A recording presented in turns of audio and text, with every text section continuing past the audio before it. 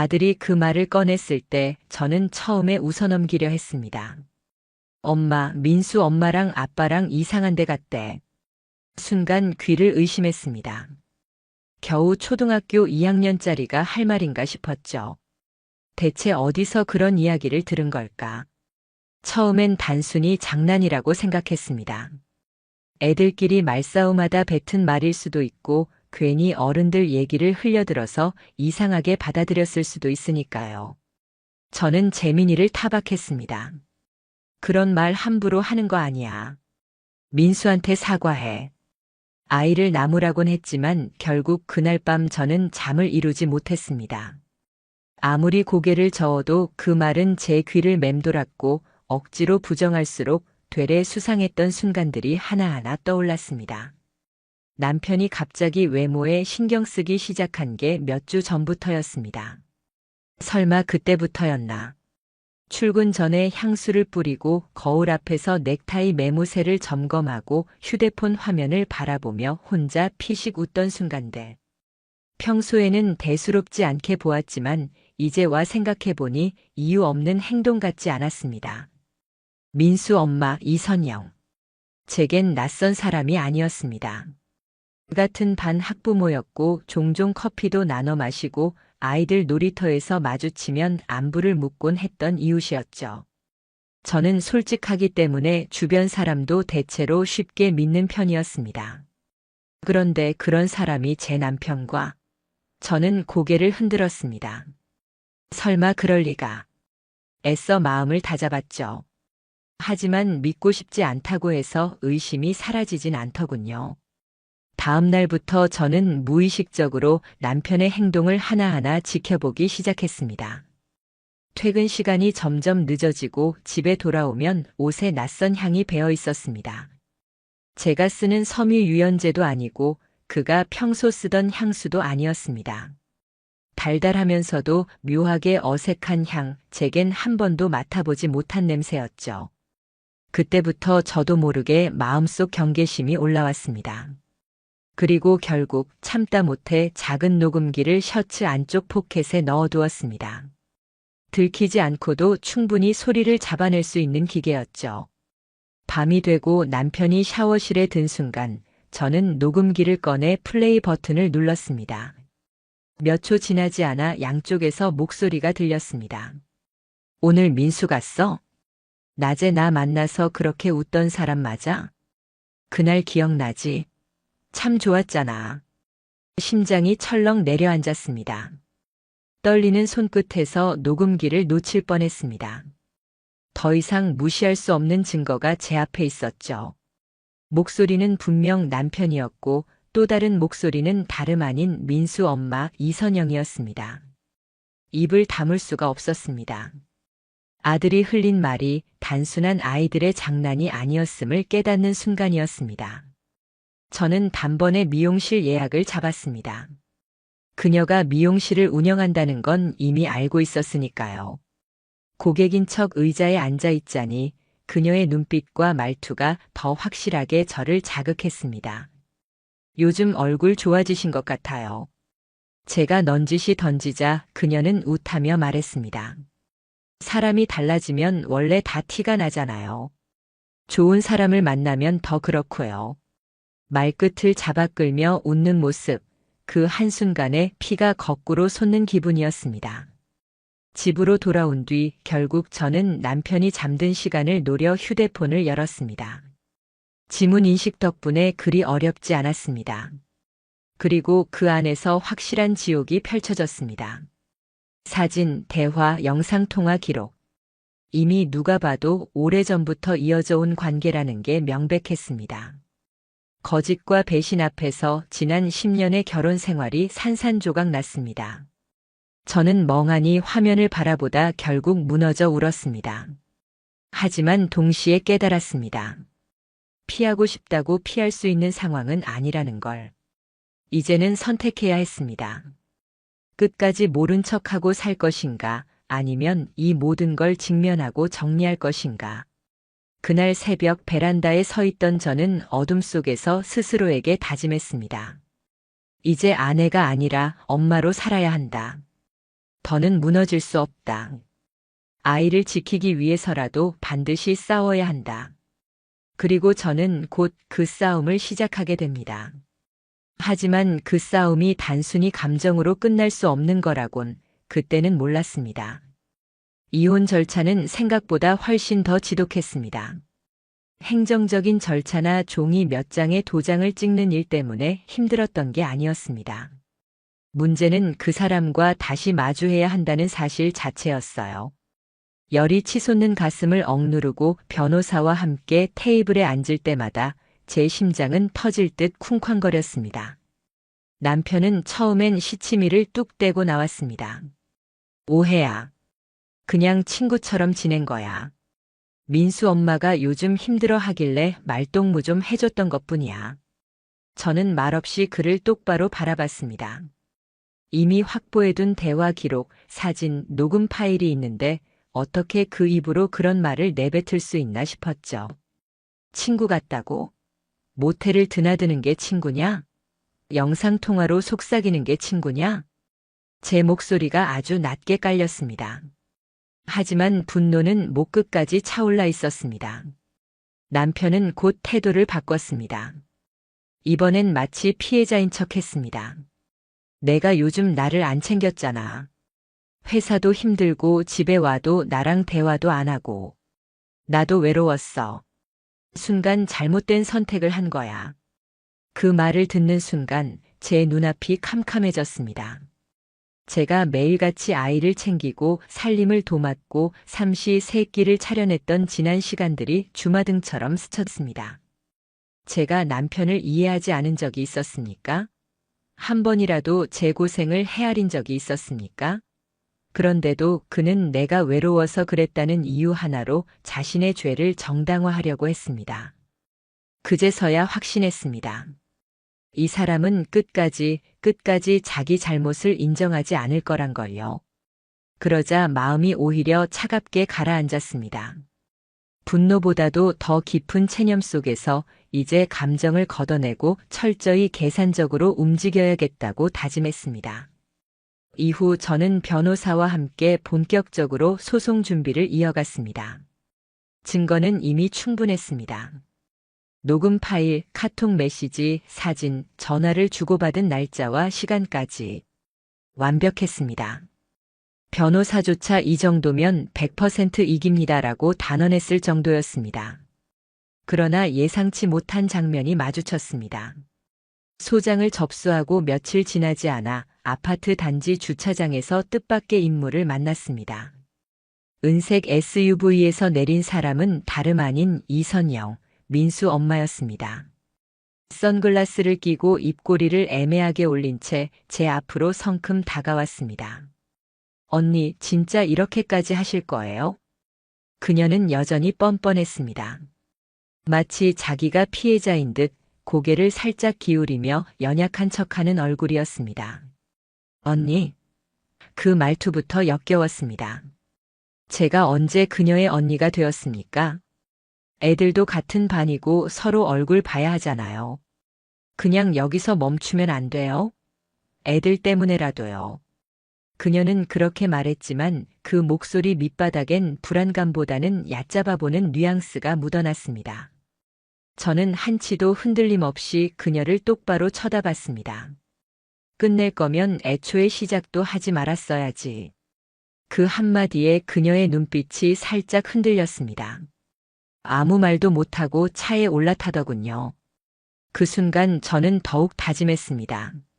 절대 물러서선 안 된다는 걸요. 며칠 후 남편은 울며 기어들어왔습니다. 재민이한테 부끄럽다. 내가 미쳤었다. 다 정리했다. 정리했다고? 끝났다고? 터무니없는 소리였습니다. 저는 이미 지난달에도 모텔 예약 내역이 있었다는 걸 알고 있었습니다. 또다시 거짓말을 하고 있는 거죠. 그날 밤 재민이가 곤히 잠든 틈에 거실 소파에 앉아 남편과 이선영이 주고받은 메시지들을 다시 꺼내보았습니다. 오늘도 보고 싶어. 그날 내가 내게 했던 말 아직도 귀에 맴돌아. 우리 언젠간 같이 살 수 있을까? 숨이 막혀왔습니다. 제게 사랑한다고 속삭였던 입술이 이제는 다른 여자를 갈망하고 있었습니다. 그것도 제 아이의 친구 엄마였습니다. 치밀어 올라오는 구토감을 꾹 누르며 메시지를 지워버리고 싶었지만 저는 손을 떼지 않았습니다. 증거였습니다. 반드시 필요할 무기였으니까요. 그리고 저는 변호사를 찾아가 모든 증거를 깔끔하게 정리했습니다. 법적으로 더 확실하게 상대가 도망치지 못하도록 말이죠. 그런데 소송이 시작되자 진짜 추악한 싸움이 펼쳐졌습니다. 이선영은 오히려 자신이 피해자라고 주장했습니다. 남편이 억지로 나를 끌어들였다. 원래부터 부부 사이가 좋지 않았다. 나는 정신적 위로를 해줬을 뿐이다. 제가 처음 그 말을 들었을 때 웃음이 터져 나왔습니다. 웃음이랄까 기가 막혀서 나온 숨이었습니다. 하지만 저는 준비가 되어 있었습니다. 둘의 은밀한 카톡 대화, 그 안에는 이런 내용까지 들어 있었습니다. 내 아내는 너무 둔한 것 같아. 바보처럼 아무것도 모르고 있네. 그 여자는 너랑 어울리지 않아. 내 옆엔 내가 있어야 해. 변호사는 고개를 끄덕이며 말했습니다. 이 정도면 어떤 법정에서도 변명할 구석이 없습니다. 그리고 저는 더 불편했지만 중요한 선택을 했습니다. 아이들의 진술을 증거로 포함시키는 것이었습니다. 재민이가 친구에게서 들었던 말, 민수가 집에서 부모 대화를 흘려들은 뒤 친구들 앞에서 떠들었던 이야기. 더럽고 추잡한 일이었지만 이미 그들은 아이들 이름까지 오르내리게 만들었으니 더 이상 감출 이유가 없었습니다. 재판은 예상보다 빠르게 제 편으로 기울었습니다. 판사는 명백한 정조 침해라며 이선영에게 2천만 원의 위자료 지불을 명령했습니다. 남편과의 이혼 재판에서도 결과는 명확했습니다. 그는 가정 파탄의 책임을 인정받았고 재산 분할 역시 저에게 유리하게 돌아갔습니다. 가장 중요한 것은 제가 재민이의 단독 친권과 양육권을 확보한 것입니다. 말로는 표현하기 어려운 감정이 밀려왔습니다.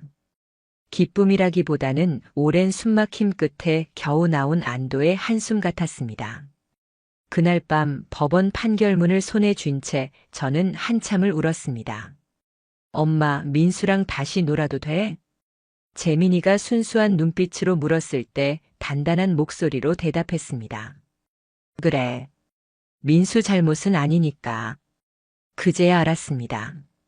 이제는 제가 누구 앞에서도 숨지 않아도 된다는 걸요. 하지만 전쟁은 이제 막 시작이었을 뿐이었습니다. 소송에서 승리했다고 모든 게 마무리되는 건 아니었습니다. 사람들이 수군대기 시작했고 그들의 시선 속에서 또 다른 싸움을 해야 했습니다. 이 모든 절차가 끝나고 나니 제 삶은 이전과는 완전히 다른 얼굴을 하고 있었습니다. 그 전까지의 제 하루는 평범했습니다. 아침이면 도시락을 싸고 재민이를 학교에 보내고 마트에서 장을 본 뒤 저녁을 차려온 가족이 함께 식탁에 앉는 일상. 그것이야말로 제가 지켜왔던 가정의 전부이자 제 존재 이유였습니다. 하지만 그 모든 것이 산산조각난 지금 남은 건 무겁게 짓누르는 고요뿐이었습니다. 이혼 판결이 나오고 나서 며칠간은 아무것도 손에 잡히지 않았습니다. 재민이가 먹을 밥을 차리는 것도 버거웠습니다. 빨래며 청소며 그 모든 게 저에겐 덩어리처럼 다가왔습니다. 머리는 떡이 져 있었고 하루에도 수십 번 눈물이 쏟아졌습니다. 그동안 억눌렀던 감정들이 한꺼번에 터져나온 듯 제 몸과 마음은 완전히 망가져 있었습니다. 그때 제 곁을 잡아준 건 아이였습니다. 엄마, 왜 요즘 안 웃어? 어느 날 재민이가 제게 물었습니다. 고개를 들어 아이 얼굴을 바라보는데 가슴이 뭉클하게 저려왔습니다. 그 어린아이가 제 눈을 들여다보며 그렇게 말했을 때 도저히 더 무너져 있을 수는 없었습니다. 그날 이후 저는 다시 살아야겠다고 결심했습니다.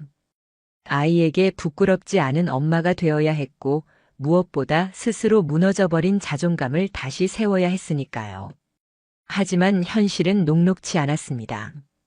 저는 한때 남편의 월급에 의지해 살았던 사람이었고, 이혼과 소송 과정에서 지출한 돈도 만만치 않았습니다.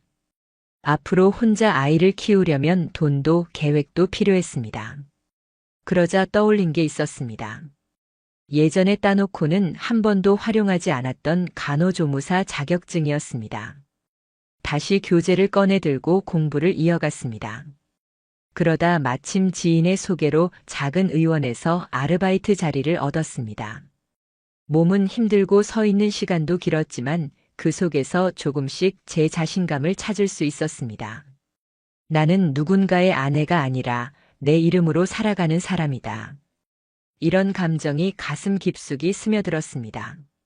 물론 주변의 시선은 여전히 부담스러웠습니다. 아파트 복도에서 시장 골목에서 뒤에서 들려오는 수군거림이 분명 귀에 들어왔습니다. 저 집 이혼했다지. 남편 바람나서 쫓아냈다더라. 처음엔 소문이 제 등을 후벼 파는 듯 아팠습니다. 그런데 시간이 지나면서 사람들도 차츰 입을 닫기 시작했습니다. 왜냐하면 그 사건은 너무나 공공연히 드러난 사실이었고 제가 피해자라는 건 누구라도 알 수 있었으니까요. 결정적으로 민수 엄마 이선영의 행적이 동네에 그대로 퍼졌습니다. 그녀의 미용실은 불과 3개월도 버티지 못하고 문을 닫았고 몇몇 학부모들 사이에서는 그녀를 공공의 적처럼 지목했습니다. 같은 반부모끼리 어떻게 그럴 수가 있어? 진짜 소름 끼치지 않아?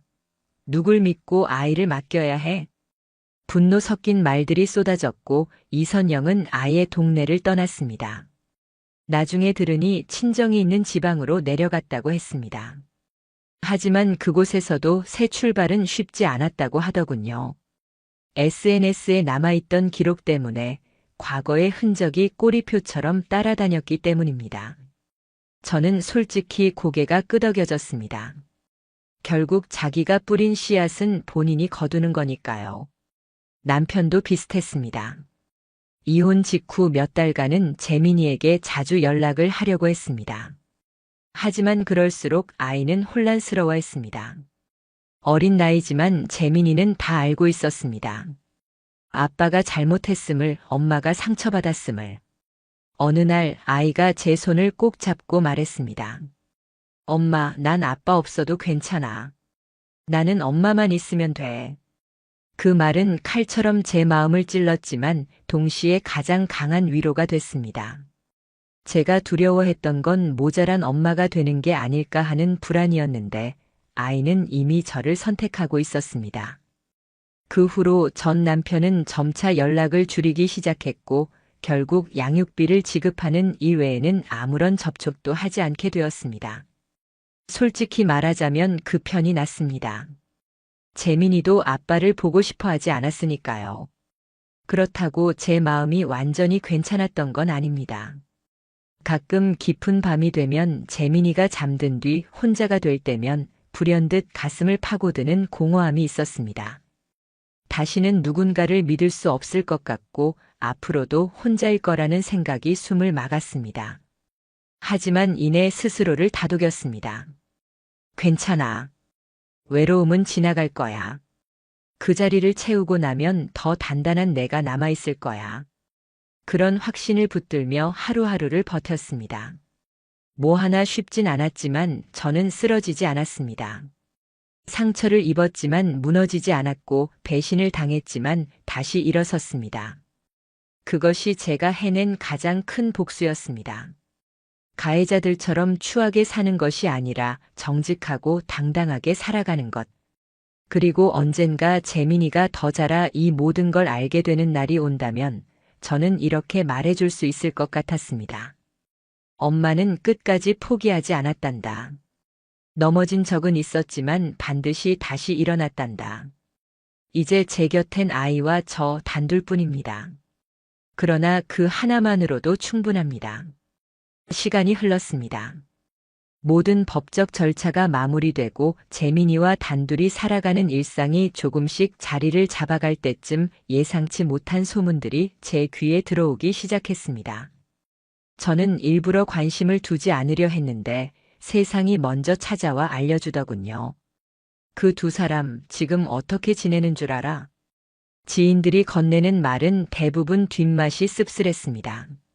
하지만 동시에 저를 이상한 방식으로 위로하기도 했습니다. 먼저 전 남편 이야기였습니다. 그 사람은 이혼 이후 회사를 버티지 못했다고 했습니다. 정직 처분 이후 복직하긴 했지만 사내의 시선은 차갑고 따가웠던 거죠. 공무원 조직이란 게 은근히 보수적이고 뒷말이 끊이지 않으니까요.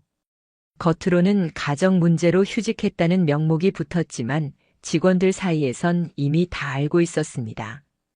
초등학교 학부모와 바람을 피운 사람이라는 사실을요. 그는 점점 점심 식사를 혼자 하게 되었고 회식 자리에도 나오지 않았습니다.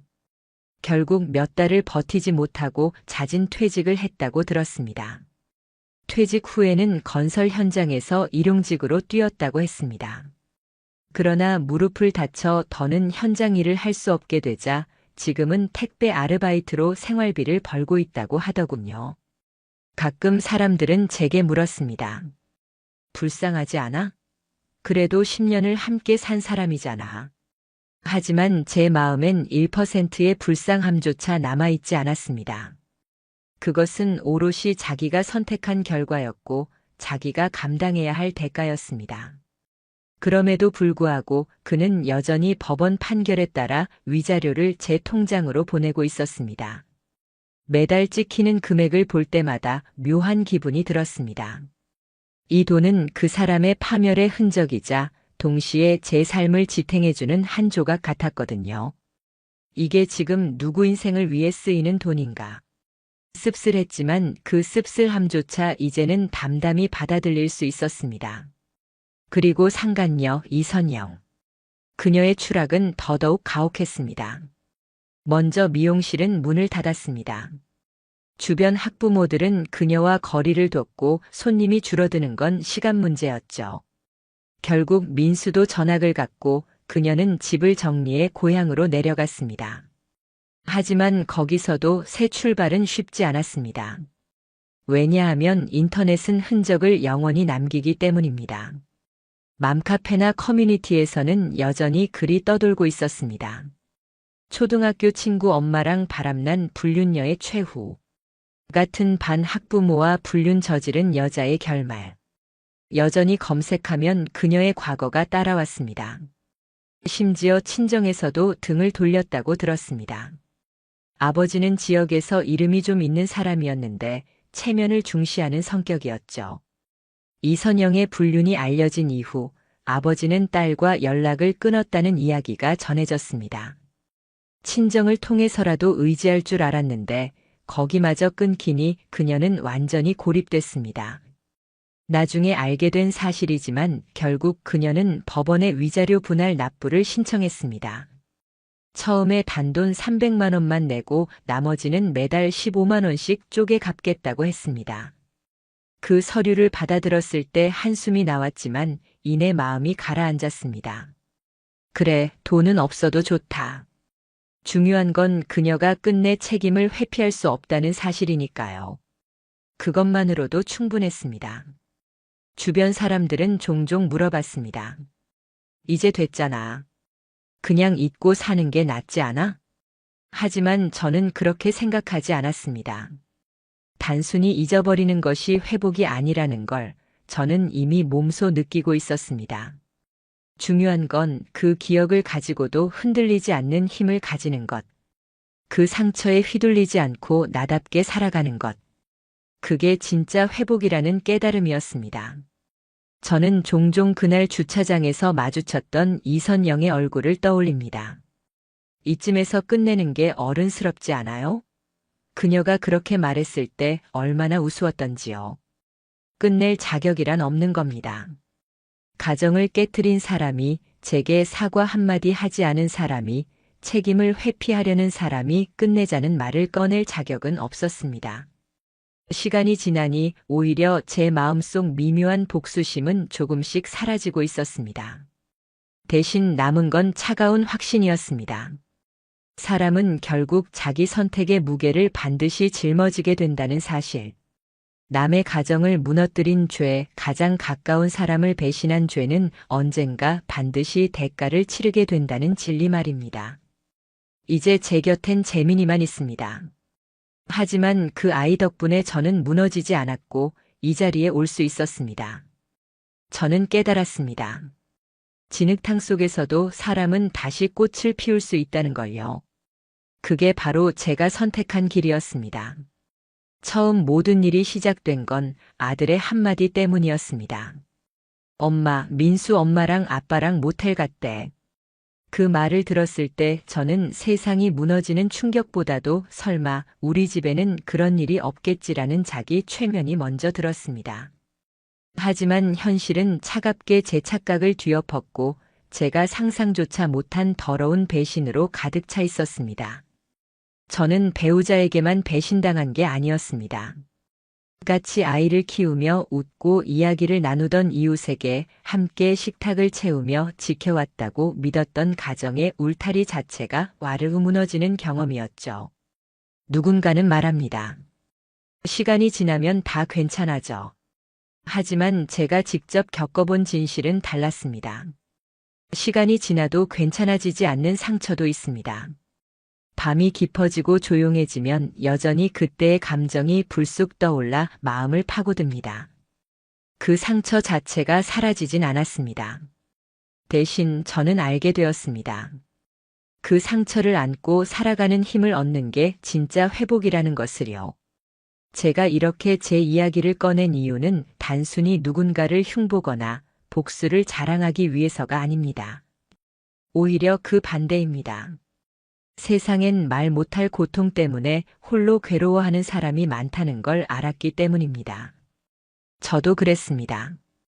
그리고 지금도 여전히 그 감정을 끌어안고 살아갑니다. 하지만 여기까지 오니 알겠더군요. 아무리 바닥까지 끌려 내려가도 아이를 위해서든 나 자신을 위해서든 끝내 다시 일어설 수 있다는 걸요. 법은 저를 도왔습니다. 진실은 결국 제 편이 되어 주었습니다. 눈물 흘리는 시간이 길었지만 그 끝에 저는 살아남았고 버텼고 다시 제 삶을 세울 수 있었습니다. 사람들은 가끔 제게 말합니다. 정말 대단하다. 저런 일을 겪고도 멀쩡히 살아있다니. 그런 말을 들으면 저는 항상 속으로 이렇게 답합니다. 나는 멀쩡하지 않았다. 무너졌다. 하지만 다시 일어난 것뿐이다. 그게 제가 하고 싶은 진짜 이야기입니다. 저는 쓰러졌고 끝없이 울었고 분노했고 포기하고 싶었을 때도 많았습니다. 그러나 그 모든 과정을 지나 지금의 제가 있는 겁니다. 그리고 그걸 가능하게 해준 건 아이였습니다. 엄마, 나는 아빠 없어도 괜찮아. 엄마만 있으면 돼. 그 한마디가 제 삶을 붙잡았습니다. 그리고 또 하나 제 자신에 대한 사랑이었습니다. 인간이란 누구나 존엄하고 사랑받을 자격이 있음을 제가 잊지 않았기 때문에 다시 걸어 나올 수 있었던 겁니다. 혹시 지금 이 영상을 보고 계신 분 중에도 너무 억울하고 너무 힘들고 너무 외로운 분이 있다면 꼭 말씀드리고 싶습니다. 절대로 그 상처는 당신 탓이 아닙니다. 당신은 누군가의 배신으로 다친 것이지 결코 그 잘못을 만든 사람이 아닙니다. 그리고 지금 당신이 혼자라도 그 상처를 꿰매고 다시 살아보겠다고 마음먹고 있다면 이미 이겨내고 있는 중입니다. 누구보다도 고통스러웠던 저도 이렇게 끝내 이긴 사람이 되었으니까요. 이야기가 길었네요. 끝까지 들어주셔서 고맙습니다. 저는 오늘도 재민이와 함께 어쩌면 남보기에 아주 단조롭고 평범할지도 모르는 하루하루를 살아가고 있습니다. 하지만 그 평범 속에 담긴 진짜 행복은 배신 없는 삶에서 비롯된다는 걸 이제 확실히 압니다. 앞으로 제게 또 다른 사랑이 찾아올 수도 있고 그렇지 않을 수도 있습니다. 하지만 그건 중요하지 않습니다. 중요한 건 거짓과 배신 없는 삶을 사는 것입니다. 그 자체로 이미 충분히 가치 있고 저는 그걸로도 행복합니다. 혹시 지금 이 영상을 보고 계신 분 중에 과거의 상처 때문에 여전히 아파하고 있다면 부디 기억해 주세요. 상처가 반드시 사라지지 않더라도 그 위에 꽃은 피울 수 있습니다. 그리고 언젠가 당신이 돌아본다면 분명 이렇게 말할 수 있을 겁니다. 나는 무너졌지만 다시 일어났다. 그리고 그게 진짜 나의 승리였다.